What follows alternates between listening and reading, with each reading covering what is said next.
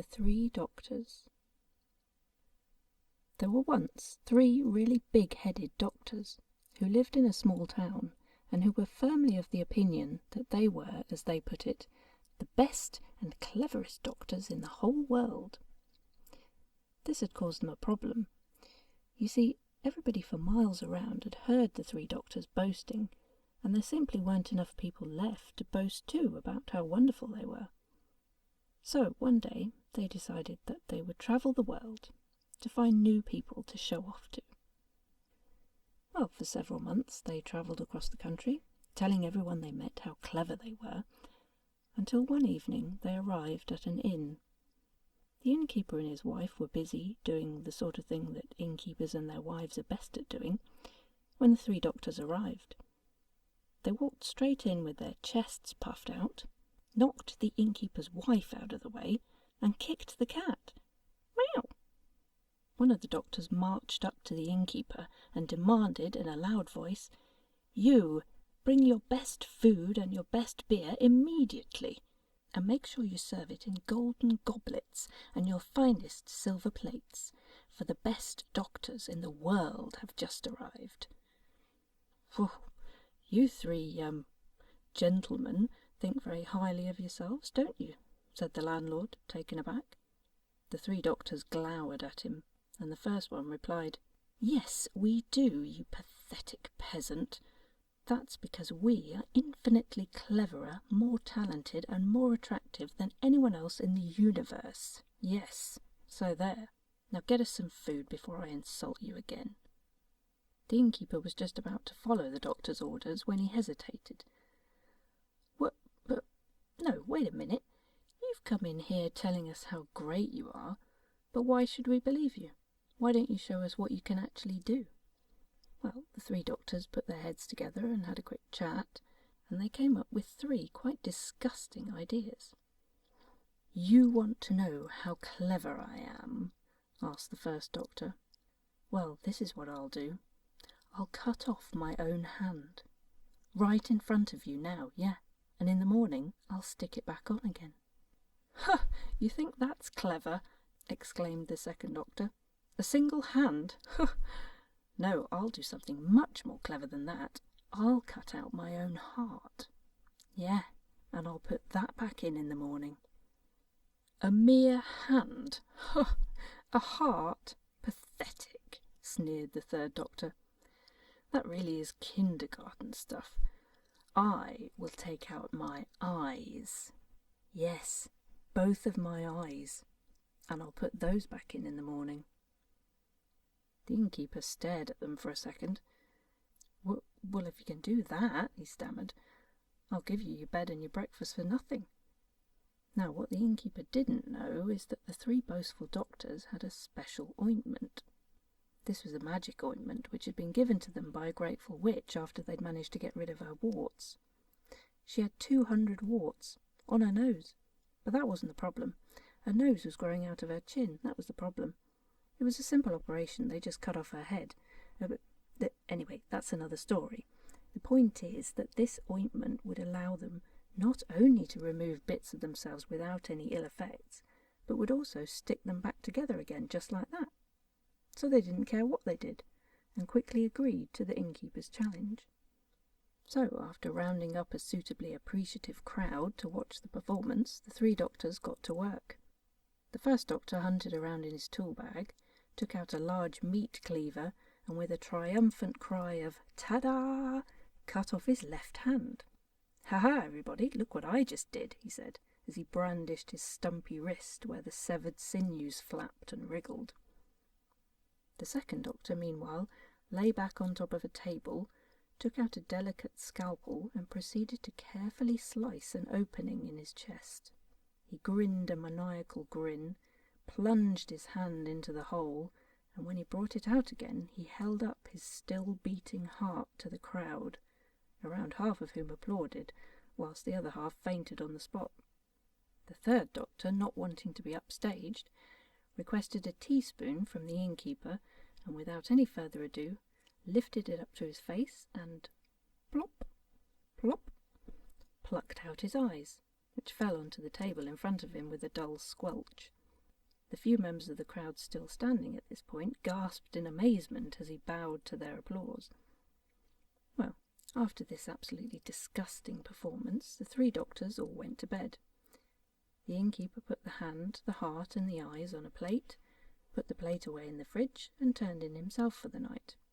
But in all the excitement of the evening, the innkeeper forgot to close the fridge door properly, and the cat, who had become peckish during the night, poked its head inside. Well, the cat took one look at the plate, and with a great meow, it ate the lot. Nobody discovered what had happened until the next morning, when the innkeeper and his wife came into the kitchen. They looked inside the fridge. An empty plate. They looked again. Oh dear, the wife moaned. What are we to do? The hand and the heart and the eyes have all gone into the cat, and the cat's gone off too. Well, we'll have to do something, said the innkeeper. Maybe we can replace them. We'll just have to find another hand, another heart, and 2 more eyes before they wake up. But where will we find them? The wife wailed. Look, just calm down, my love, the innkeeper replied. Give me a moment to think. Ah, I know. And so they hit upon a plan. First of all, they went out to the local gallows and got the hand from a convicted criminal who'd been hanged earlier that week. Then they went down to the larder and took out a pig's heart that they'd been saving for a special occasion, though exactly what special occasion is unclear. And finally, they caught the cat that had caused all the trouble in the first place and, well, took out its eyes. Come on, it's only a story. So when the 3 doctors woke up and came downstairs, there was a hand, a heart, and 2 eyes, exactly, or, well, mostly, like the ones they'd left. All right, they said. Stand back, all you stupid ordinary people, and watch out you don't die of amazement, because you're about to see the most amazingly spectacular example of doctoring you could ever imagine in your wildest dreams. And out came the magic ointment, and they smeared it all over themselves, just like a tube of glue. The first doctor stuck on the thief's hand, testing out the fingers one by one as he did so. The second doctor opened up his chest again, and, admittedly with some difficulty, squished and squeezed the pig's heart into the space where his own had been. And the third doctor, well, he felt around for a bit, found the cat's eyes, and, naturally assuming they were his own, popped them into his sockets, and rolled them around a few times to get used to them again. Well, the innkeeper and his wife clapped loudly and enthusiastically, not only because they'd genuinely never seen surgery performed as seemingly skillfully as this, but also, of course, because their plan had worked. The doctors hadn't noticed a thing. "Ha, yes, you win the bet," the innkeeper said.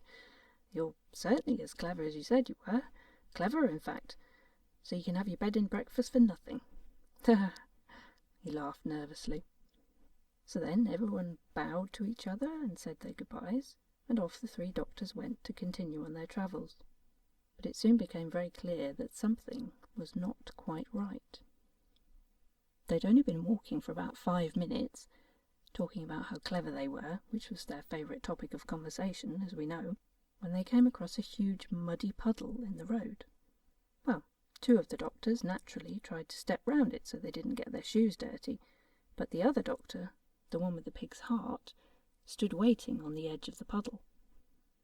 The other 2 doctors turned around to see what he was doing, at which point he suddenly leapt in the air, landed on his bottom right in the middle of the puddle, and proceeded to roll about on his back with his legs in the air and a big smile on his face.